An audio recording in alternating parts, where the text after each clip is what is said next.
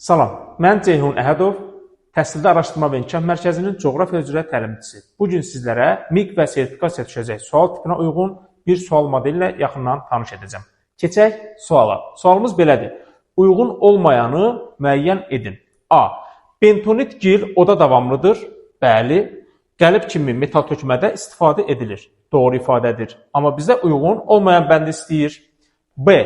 Kvars qumları şüşə istehsalında istifadə edilir. Bəli, kvars qumları hökməli və hacıvəlli yataqlarına istehsal edilir və o şüşə istehsalında istifadə edilir. Bu doğru ifadədir.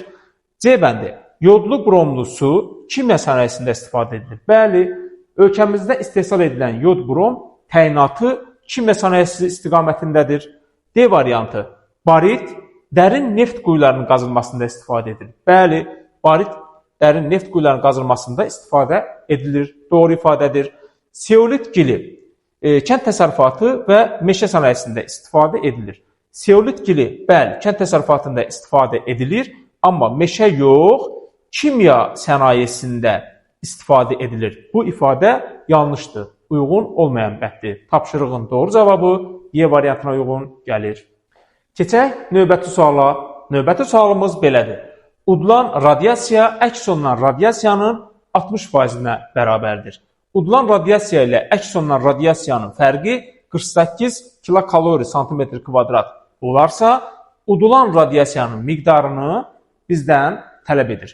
Ümumiyyətlə, biz udulan radiasiyanın əks olunan radiasiyanın 60%-nə bərabər olduğunu qeyd edirik. Beləliklə, biz qeyd edəcəyik əks olunan radiasiyanı x minus 60%'ı başqa cür 0.6x formasında da yaza bilərik. Bərabərdir. Bu fərq 48-ə bərabərdir.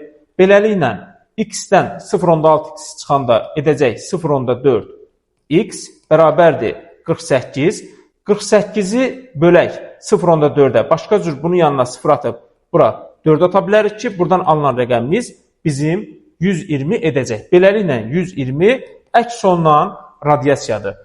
Əks olunan radiasiyadan 120-dən 48 çıxsaq, alınan rəqəmimiz 72 edəcək ki, beləliklə 72 bizim udulan radiasiyamızdır. Tapşırıqda da bizdən udulan radiasiyanı tələb etdiyi üçün doğru cavabımız Y variantına uyğun gələcək.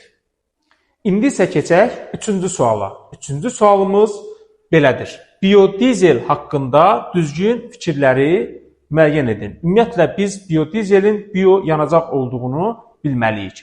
Keçək variantlara. A bəndi. Kanadada kanoladan, Braziliyada kastor yağından, ABŞ-da soyadan əldə edilir. Bizdən düzgün fikirləri soruşur. Bəli, Kanadada kanoladan, Braziliyada kastor yağından, ABŞ-da soyadan biodizel əldə edilir.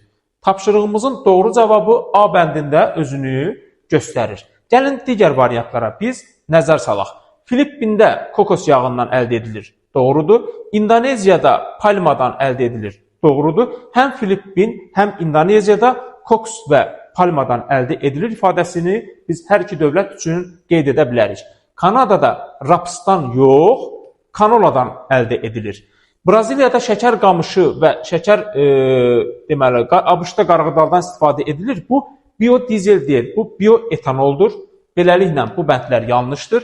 Almaniyada arpa, Fransada buğda, ABŞ-da qarğıdalı.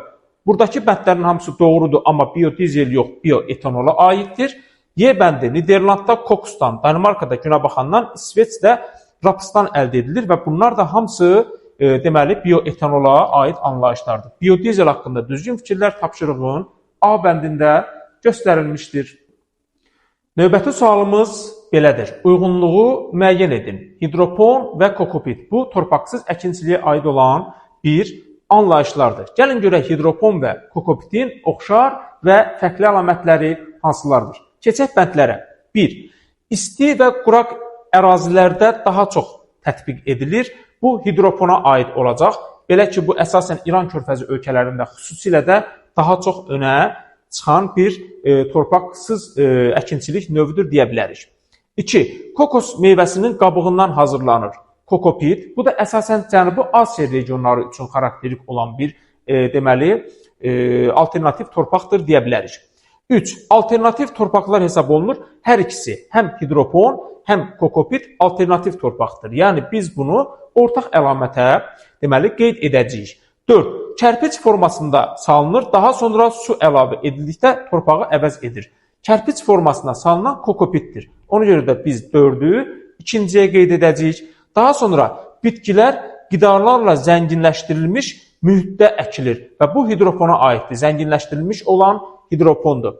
Torpaqsız əkinçilik hesab edilən hər iki bəndə uyğun gələcək. Beləliklə 1-ə 1-5, 2-yə 2-4, 3-ə 3-6-nın verildiyi bəndlər tapşırığın D variantında qeyd edilmişdir.